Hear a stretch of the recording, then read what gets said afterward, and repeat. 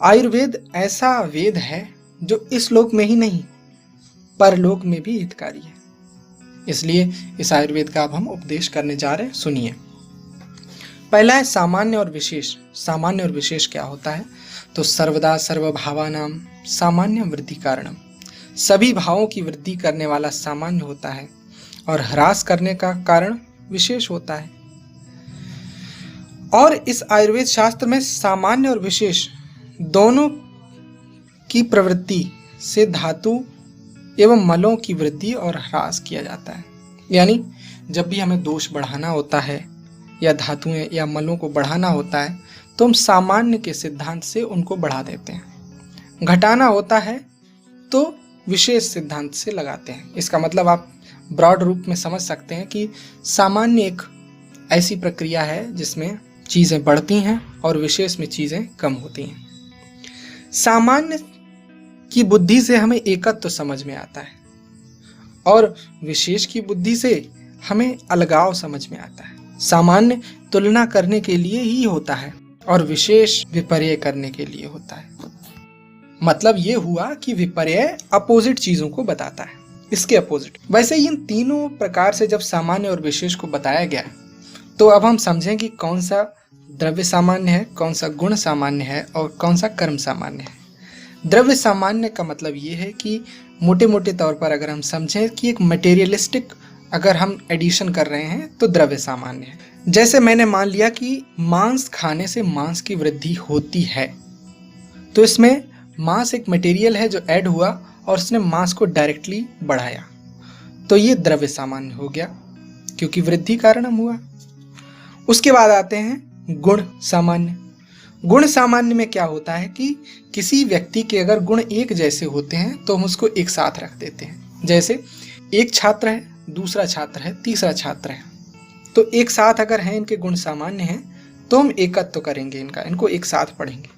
तुल्यार्थता ही सामान्यम, यानी तुल्यार्थता मतलब जो अपनी अर्थों को सेम करते हैं, तो यहाँ पर इसको कहते हैं कर्म सामान्य। जैसे अगर हम कहें कि यदि व्यक्ति जागता है रात में तो उसकी वायु बढ़ती है, तो यानी कर्म उसने किया कि जागने का और बढ़ाई क्या, वायु, तो यहाँ पर ये कर्म सामान्य हो गया।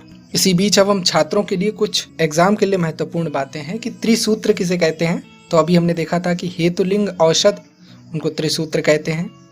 त्रिसूत्र को त्रिस्कंध भी कहते हैं। स्कंध त्रय अगर पूछा जाए तो हेतु, दोष और द्रव्य होता है। और त्रिदंड क्या होता है? सत्व, आत्मा, शरीरम चा त्रयमेतत् त्रिदंडवत। इस त्रिदंड को ही लोक कहते हैं और इसी को पुमान कहते हैं। त्रिविध ज्ञान संग्रह क्या होता है? तो आप्तोपदेश, प्रत्यक्ष और अनुमान होता है। और त्रिविधो बोध संग्रह क्या होता है? प्रकृति, अधिष्ठान और समुत्थान होता है। त्रिस्तंभ या त्रिस्थूण या त्रिधातु त्रिदोषों को ही कहते हैं, यानी वात, पित्त और कफ यही है।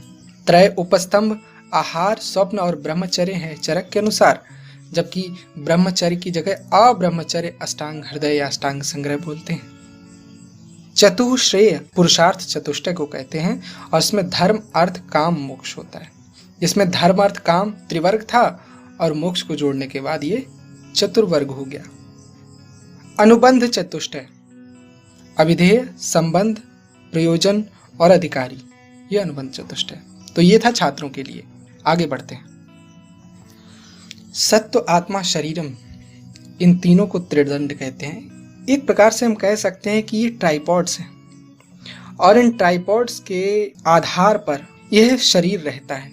इन तीनों में से अगर एक भी गड़बड़ हुआ तो सब गड़बड़ा जाएगा, यानी इसी में सब कुछ प्रतिष्ठित है और यही त्रिदंड पुरुष कहलाता है और इसी में चिकित्सा की जाती है। यानी चिकित्सा का विषय या आयुर्वेद शास्त्र का अधिकरण मतलब जिसमें सम्मिलित हो, इसी यही शरीर है और इसी विशिष्ट लोक के लिए यही सत्वादि सत्व आत्मा शरीर, इसी के लिए ही आयुर्वेद कहा गया। अब हम जानते हैं कि द्रव्य क्या होता है।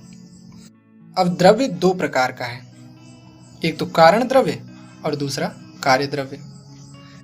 कारण द्रव्य वो फैक्टर्स हैं जो आगे चल के किसी कार्य में कन्वर्ट होंगे, यानी वो किसी भी कार्य को होने के लिए बेसिक हैं। तो ये 9 हैं।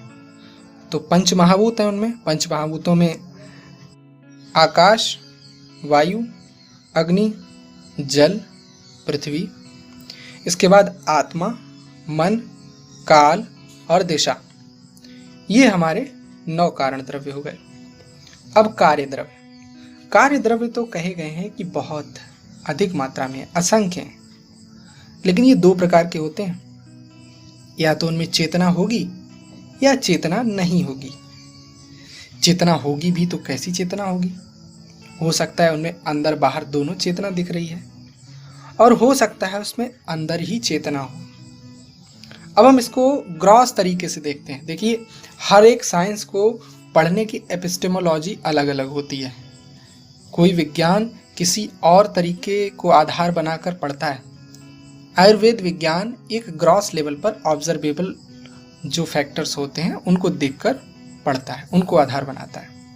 तो यहाँ पर चेतन में बहि अंतश्चेतन और अंतश्चेतन, तो जिसमें दोनों अंदर बाहर है वो जांगम है। तो जांगम 4 प्रकार के कहे गए हैं: अंडज, जरायुज, स्वेदज और उद्भिज। अंडज, अंडे से उत्पन्न होने वाले। जरायुज मतलब जिनमें जेर का मतलब ये होता है कि उनमें एक प्लेसेंटल डिलीवरी होती है। स्वेदज कहा जाता है कि ये स्वेद से उत्पन्न हुए हैं। उद्भिज यानी जिनको माना जाता है कि वो जमीन फाड़ कर निकले हैं। ये टोटली ऑब्जर्वेशन बेस्ड है कि अगर बारिश होती है तो हमको छोटे छोटे इंद्रगोप यानी छोटा छोटा कीड़ा दिखता है, तो उसको कुछ लोग कहते हैं कि ये जमीन फाड़ कर निकला। एक्चुअली क्या है ना कि वो उस सीजन में वहाँ से ओरिजिन होके उसकी निकली है, तो ऑब्जर्वेबल हमको उसी सीजन में हुआ और हमको दिखा कि हाँ ये ज़मीन से निकल रहा है, तो हमने उस आधार पर उसको कह दिया। इसके बाद आता है अंतश्चेतन। अंतश्चेतन में औद्भिद द्रव्य में आप सारा वेजिटेशन पे आएंगे।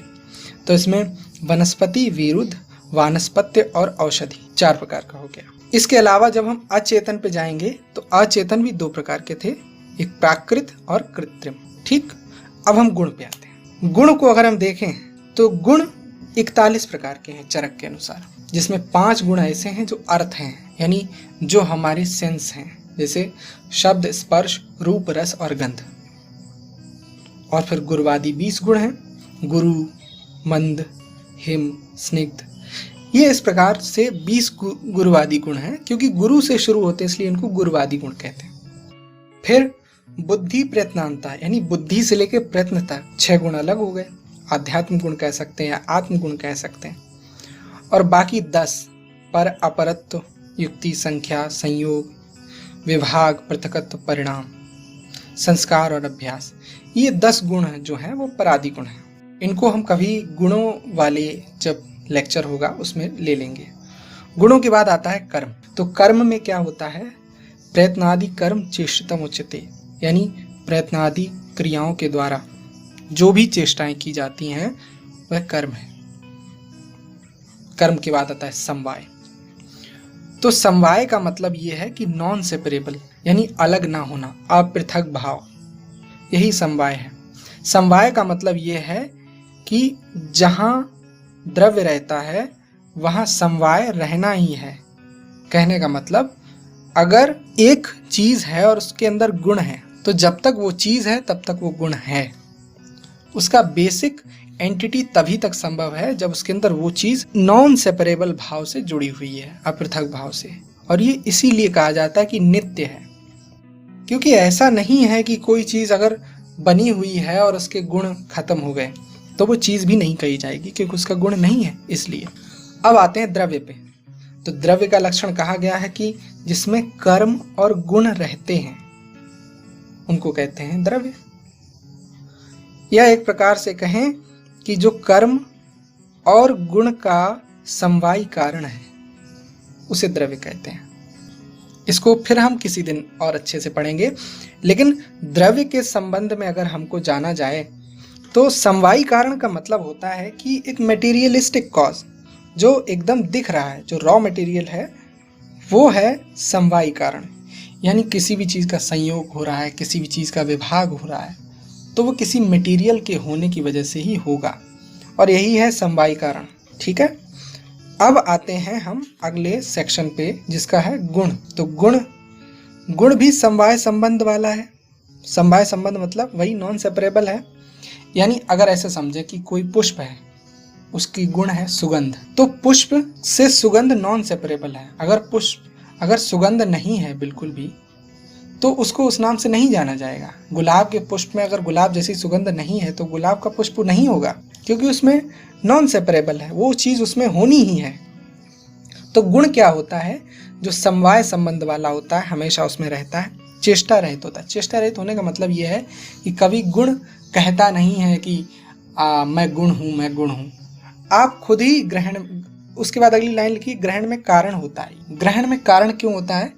कि अगर ग्रहण का मतलब क्या है? हम किसी चीज़ को कंसीडर करते हैं तो उसका कारण वही गुण है। जैसे हमने अगर कोई गुलाब की खुशबू अगर सूंघी, तो इसका मतलब खुशबू वो कारण हो गया जिसकी वजह से हमने उसका ग्रहण किया कि हाँ, हमने इसको कंसीडर किया है, हाँ ये गुलाब है, क्योंकि इसमें ऐसी खुशबू है। तो ये गुण ऐसा है कि वो चेष्टा रहित है। चेष्टा रहित मतलब अब वो खुशबू चिल्ला नहीं रही है आपसे, कह नहीं रही है कि आइए मुझे सूंघिए। आप खुद ही, वो कारण खुद ही आप उसकी तरफ जाते हैं, आप उसकी तरफ आकृष्ट होते हैं। तो ये गुण है। अब कर्म का लक्षण। तो संयोगे च विभागे च कारणम, जो संयोग और विभाग का कारण है। मतलब कोई भी चीज़ जुड़ रही है, टूट रही है, तो उसमें कोई ना कोई तो एक्शन तो होगा ना, काम, तो वही कर्म है। और ये द्रव्य के आश्रित होता है। कहते हैं कि कर्तव्य की क्रिया जो है वही कर्म है। यानी जो मुझे करना चाहिए, मेरा ये कर्तव्य है, उसको मैंने किया तो वो कर्म है। और ये कर्म संयोग और विभाग में किसी अन्य कारण की अपेक्षा नहीं करता, केवल क्रिया की अपेक्षा करता है, बस। और इस प्रकार 6 पदार्थों का निर्देश कर दिया गया है। इन्हीं सामान्यादि 6 पदार्थों को कारण कहा जाता है। मतलब यही धातुओं के साम्य, वैषम्य, हर चीज़ में यही कारण कहे जाते हैं।